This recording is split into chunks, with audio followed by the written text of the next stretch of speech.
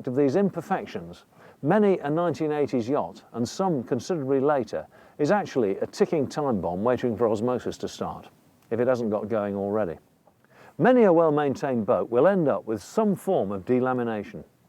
It might just be a tiny blister, or it might be the full horror show of hull delamination.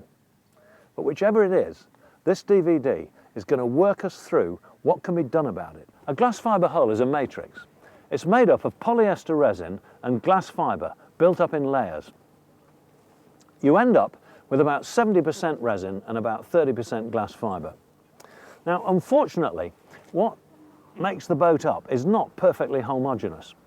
And wherever there is fiberglass, there are going to be tiny little voids, little air gaps, and spaces where moisture could get in. This solution that's tucked away in the fiberglass, once that starts to happen, you've got bad news because it swells a bit. That makes the cavities bigger and more of the water can get in. The really bad stuff starts to happen when the cavities are big enough for them to be able to sniff what's going on outside. At this point, the solution inside these cavities is very, very strong with salts and acids. Outside, the water might be fresh or it might be ordinary seawater, but the salt solution out there is a lot less concentrated than what's inside. And what's happening is this.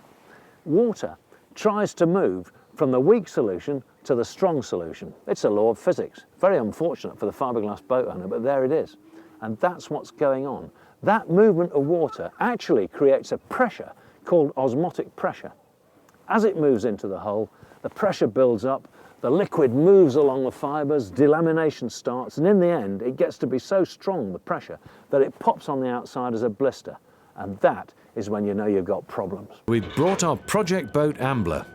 We're here to explore and undertake all those mysterious and often frightening jobs that at best we've only read about. The worst case scenario is that the blight has turned up on our own boats. You aren't fighting chemical reactions, and having taken 2 decades to build this up, it should only take a few hours to strip the last of the paint from the bottom. And there are experts out there who'll do it for you, perhaps in only a day at remarkably low cost. They're quick, they're efficient, and they don't damage the hull. Hey, you have seen the sandblasting process a few days ago. Now my man here, Daniel, is going to power wash the hull to remove all the powdery residual of the anti-fouling paint so we can get close to the hull and see what our problem is. Is it gel coat problem or is it laminate problem?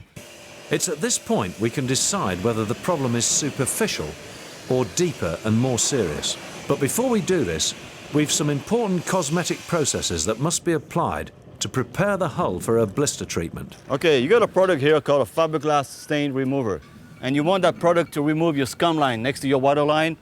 Your pressure washer will not do it. So you want to apply that product on the scum area. As I do so, apply on it. Don't be worried about the amount you're putting it. Just apply it. Let it set for a few minutes. Then you can pressure wash. Your hull will come clean. But whatever you do, please do not touch it. It's acidic.